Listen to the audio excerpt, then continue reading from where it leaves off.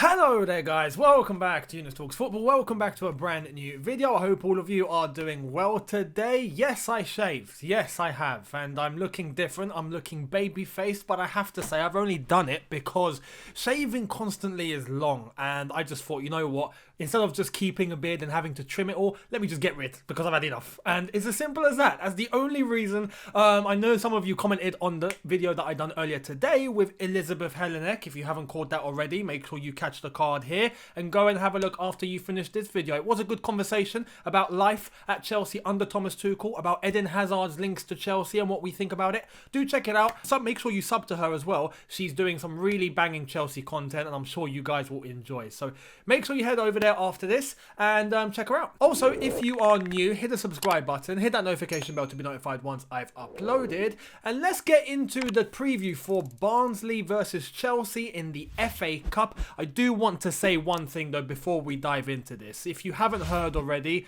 Jurgen Klopp has lost his mother. Unfortunately, she passed away, and we found out that she passed away on the 19th of January, which is like 2.5 weeks ago, roughly. I'm saying, yeah, about 20 days, if I'm not mistaken. So quite a while, and unfortunately that news came through today, and we all found out that he'd lost his mother and he cannot go to Germany to attend the funeral or do anything because of COVID variants and what's going on. No travel between Germany and the UK whatsoever, so he can't go. And I just want to pass on my condolences to Jurgen, his family, and also just put a point across, because I'm guilty of this too.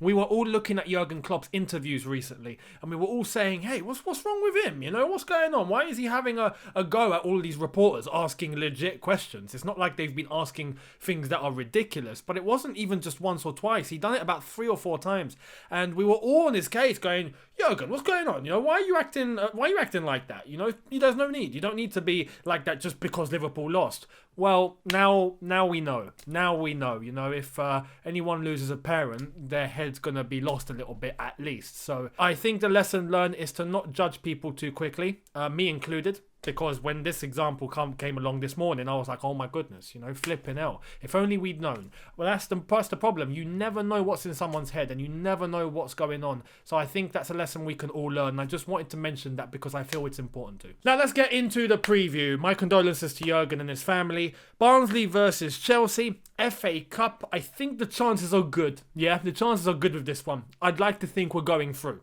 And, you know, it'd be a massive shock to get eliminated at this stage against Barnsley. Now, that's not to say it's not possible. It's definitely possible. And we have fallen victim to Barnsley in the FA Cup before. If you remember, if I'm not mistaken, 2008. Avram Grant. We got knocked out to Barnsley, and I don't think we've forgotten that one. So, yeah, we're away, not at Stamford Bridge. We are away playing at Barnsley for this one. And the press conference of Thomas Tuchel that took place earlier on today had a couple of legitimate questions, but my goodness, there's 2 things I need to mention about the press conference. Firstly, why did no one talk about Kai Havertz? Why was that not a question asked? All these reporters, what is wrong with you guys? What's going on? How can you not ask about the one guy we've all been like, where is he? Where Kai, where are you? No one knows. It gets to the press conference, no reporter decides to ask. I mean, come on, what's up, you know? And secondly, what is people's fascination with N'Golo Kante and his position? You know, I mean, I hope Tuchel has put it perfectly this time and no one will ask about Kante again. You know, Thomas, what position does Kante play? Oh, he's a double 6. He said that already, and he clarified today he can play as a single 6. He can play as a lone DM. He can play as a forward man in the midfield 3. He can play in a midfield 3 regardless, and his best position is in a double pivot. I mean, you can't get a clearer answer than that. So please, guys, can we stop asking that question? But Thomas Tuchel did mention that N'Golo Kante will be starting this one. So I've managed to come up with an 11 that I see fit. and that I think involves good rotation and involves a good selection of players that haven't got minutes recently, and I think we'll get the opportunity against Barnsley. There is one thing I do want to mention about the press conference as well. I mean, Thomas Tuchel and the way he talks. I mean, wow, it's amazing. It's so elegant. It's so classy. It's so nice, you know. But it's so confident and it's so to the point as well. It's clear. It has clarity. It has crystallization. Do you know what I mean? When someone asked about the Thiago Silva injury, and he was like, you know, you can't pull the grass out of the ground to make it grow faster. I was like, wow, mind blown. Mind blown. I'm mind blown, Thomas. I'm mind blown. Honestly, that's some philosophical stuff right there, Thomas, mate. Wow. But let's get into the 11. What's the starting 11 that I think Thomas Tuchel's going to go with? Well, here is my suggestion. So I would stick with a 3-4-2-1 formation. I don't think we'll be changing that one. And I think the rotation fits this formation. You know, I think it does complement exactly the sort of players that need the rest and the sort of players that haven't been involved. So let's dive into it. Kepa to start this one. It's FA Cup. He deserves an opportunity. And to be honest, he hasn't really made a blunder recently. Has he?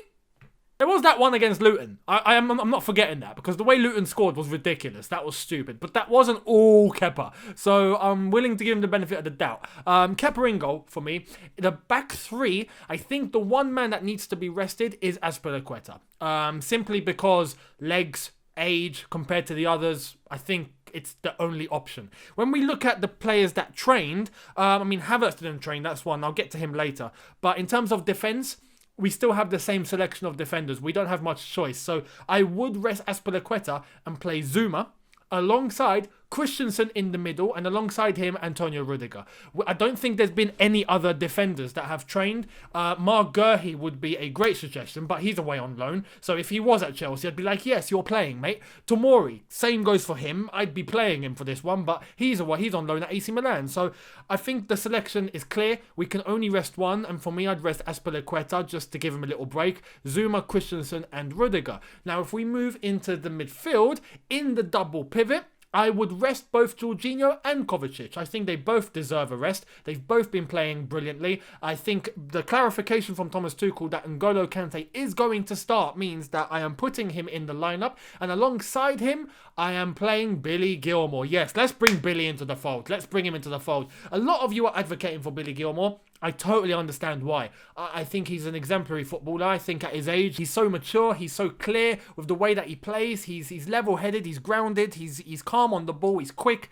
He's got all the qualities, absolutely. And against a Barnsley, I think it's a good enough level for him to even go 90 minutes. I would trust him and N'Golo Kante as the double pivot. And let's see what they can do together, just like we were surprised with Jorginho and Kovacic in the way that they started playing. I think hopefully we get a surprise with how N'Golo Kante and Gilmour play alongside each other. Now, in terms of the wing backs, I would stick with Reece James as right wing back. Again, lack of options. I don't want to play Hudson-Odoi because I want to rest him, if I'm being completely honest. He's played a lot. I think he deserves a rest. So Reece James coming in as right wing back to go 90 minutes is probably the one option that I would go with.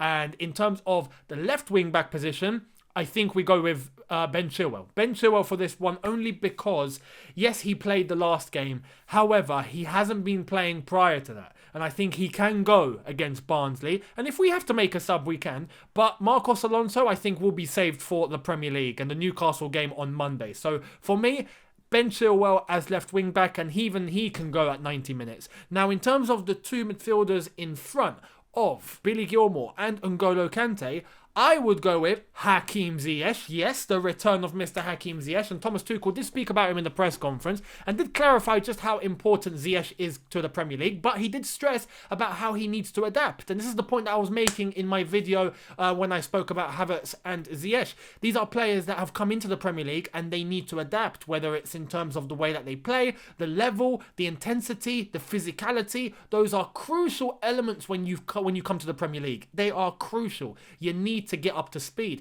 and that takes some time. You know, Ziyech has all the ability in the world, and I think against Barnsley, I think he'll have an easy day at the office, if I'm being completely honest. Nothing, you know, too difficult. I don't think it'll be really simple, but it will be enough for him to go 90 minutes as a warm-up, you know, as a game where he can get back into his element, and hopefully he gets a little run for his money, so he works a little bit, and fingers crossed he has a really good game. Now, alongside him, I would go with Kai Havertz. However, we don't know where he is.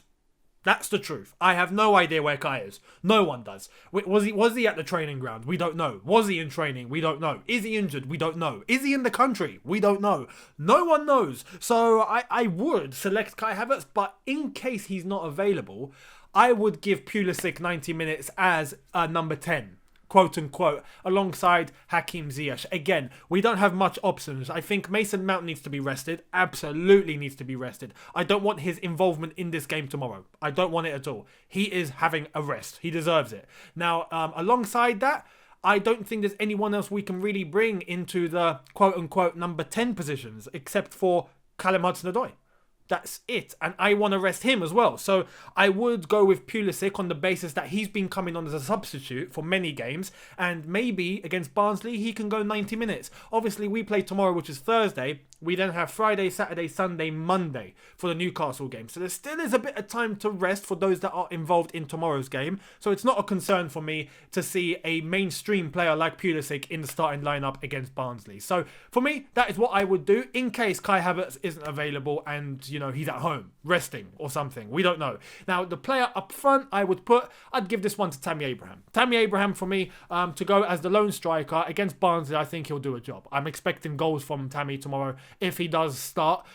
We saw it against Luton. We saw he has a certain thing where when he has the space to get into and the back line aren't so present, you know, in terms of marking him and trying to catch up with him, he gets into the box very easily. He makes the moves very easily. He has the time on the ball and he's able to finish very well. So I don't feel there's much pressure on Tammy Abraham to perform, and I think that's where he performs best. So against Barnsley, he goes 90 minutes for me as well. And that would be my starting 11. Now, if you're asking me for a prediction, I am going to go with Barnsley 0, Chelsea 3. Again, not a battering. I said this for the Sheffield United game and I was wrong. But anyway, we won. Against Barnsley, I'm going 3-0. I don't think Barnsley will get on the score sheet. I think we'll be too solid for them. And I'm expecting a little bit of freedom in our play. A little bit of not enough intensity from the opposition to be able to catch up with the speed that we're playing at. It's Thomas Tuchel's 5th game. So hopefully we have fluidity in our game and in our passing and in our movement. And that's why I'm expecting a few goals. And something comfortable. Again, not a battering, but I think 3-0. It's a fair scoreline to expect from tomorrow's game. And there we are. That's the preview for Barnsley versus Chelsea. Let me know your thoughts in the comment section below. Do you agree? Do you disagree with my lineup, with my prediction, with my statements on some of the players? Let me know. I'd love to hear it. Hit the subscribe button if you are new. Hit that notification bell to be notified once I've uploaded. Be sure to catch the video from earlier on with Elizabeth. Again, make sure the card is here so you can click there and go to it now. Also, I am doing the watch along for tomorrow's game. Make sure you tag along. The kickoff is at 8 p.m. UK time, and then immediately after the game I will upload my match review for you guys as well. So make sure you're tuned in. Looking forward to having you there. I will see all of you then. Look after yourselves. Have a good one. Take care and peace.